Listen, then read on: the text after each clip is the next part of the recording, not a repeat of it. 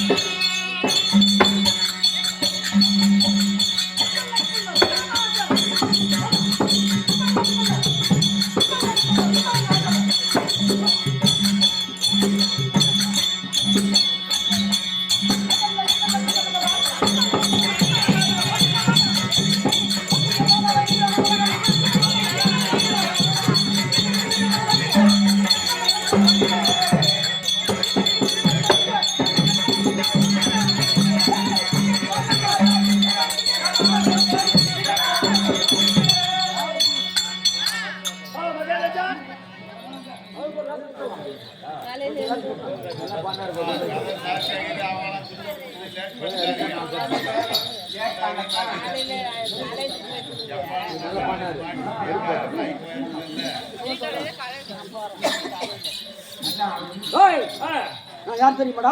சொல்லுங்க. வீரகுத்தி வம்சத்தில் தோன்றிய மரகத ராஜனுக்கும் என் தாயார் எத்தனை பேர்? 2 தாயார். 2 தாயார். சரியா? ஆமா. இந்த மகத தேசத்திலே என்னுடைய தந்தை மரகத ராஜனும் கற்பழிக்கும் வெகு நாட்களாக குழந்தை இல்லை. அதனால நான் பிறக்கவில்லை. இந்த கதையை கொஞ்சம் சீக்கிரம் சொல்லிடுறேன். என்னுடைய என் தந்தையாகிய மரகத ராஜனுக்கும் என் தாய் கற்பழிக்கும் குழந்தை இல்லாமல் வெகு நாட்களாக ஊரிலே நன்மை செய்து எப்படி உணவளித்து போஜனம் அளித்து புண்ணியம் செய்தோம். குழந்தை கிடையாது. என்னுடைய தந்தையாகிய மரகதராஜனுக்கு கற்பனை பொற்பணிக்கும் என்ன செய்தார்கள்? என் தந்தை என் தாயை அழைத்துக் கொண்டு கானகம் சென்றார்கள். கானகத்திலே சண்டா கவசிகர் என்ற முனிவர் சிவபெருமானை கோரி தவம் செய்து கொண்டிருந்தார்.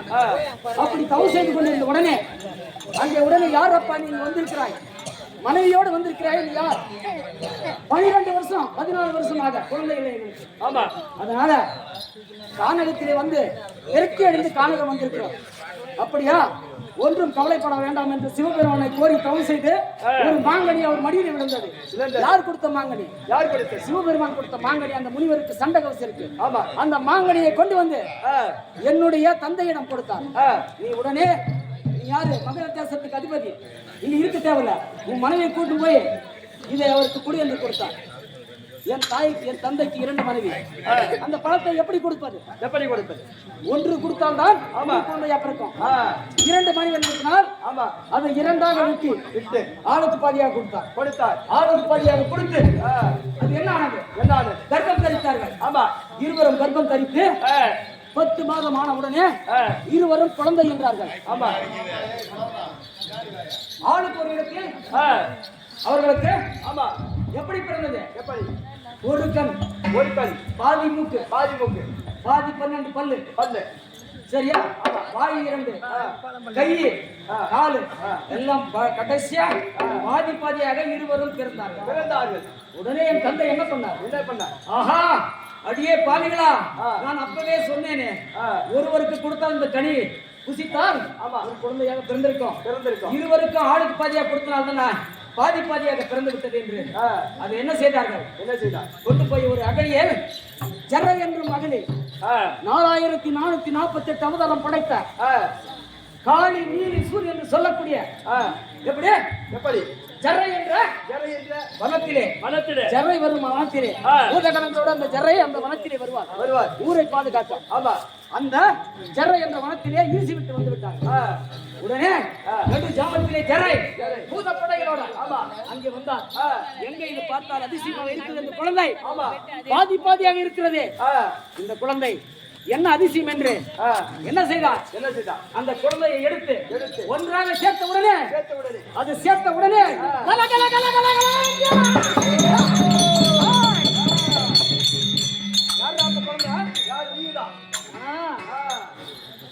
ஜரை என்னும் குழந்தை ஒன்று சேர்ந்ததுனால் எப்படி குழந்தை ஒன்னாகி சிரிக்கின்றது. பார்த்தார் ஞானக்கல்ல யார் என்று. இது மரகதராஜனுடைய குழந்தை. கனியால் இருவருக்கும் கொடுத்து பாதியாக குழந்தை இதை அவரிடம் ஒப்படைக்க வேண்டும் என்று கொண்டு வந்து என் தந்தையாகிய மரகதராஜன் கொடுத்து அம்மா நீ சேர்த்து வைத்ததனால் ஜரை என்னும் தாய் மகாசக்தி ஜரை சரதேவி அந்த சரதேவி ஒன்று சேர்த்ததனால் என்னுடைய பெயர் ஜராசந்தா.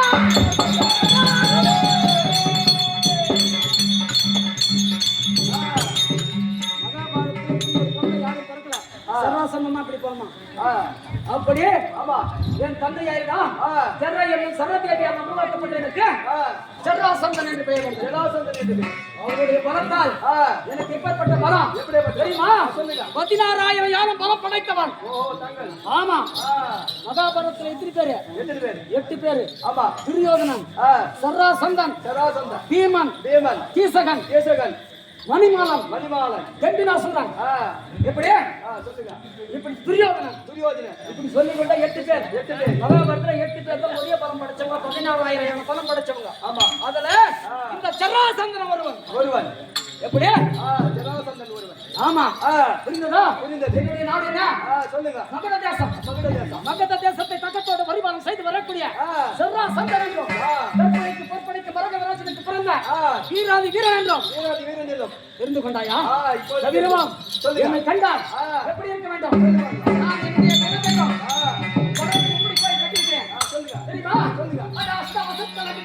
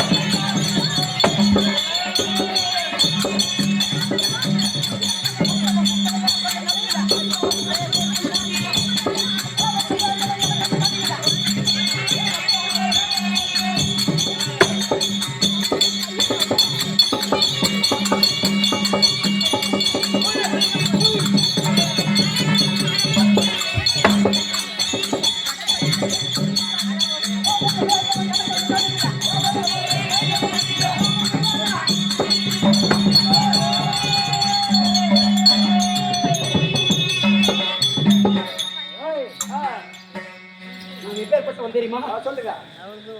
என்னுடைய மகத தேசத்திலே எப்படி என் தாயாகிய ஜரை என்ற தேவிக்கு கோட்டை வாசலிலே கோயில் கட்டி என்ன செய்வேன்? தினந்தோறும் 5 முறை பூஜை. ஆமா, என்னுடைய குலதெய்வமாகிய ஜரை என்ற காளிக்கு கோயில் கட்டி இரவு பகலாக எந்த நேரமும் தூபச்சுடன் ஒளிவிட்டுக் கொண்டிருக்கும். எப்படி? ஆமா, எவராவது உள்ளே நுழைந்து விட்டார் அவனை கண்ட துண்டமாக வெட்டி கலத்திலாக தந்து விட்டு என் தாய்க்கு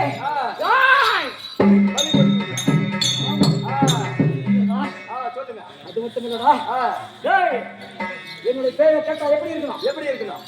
சொல்லுங்க. சொல்லுமா? சொல்லு.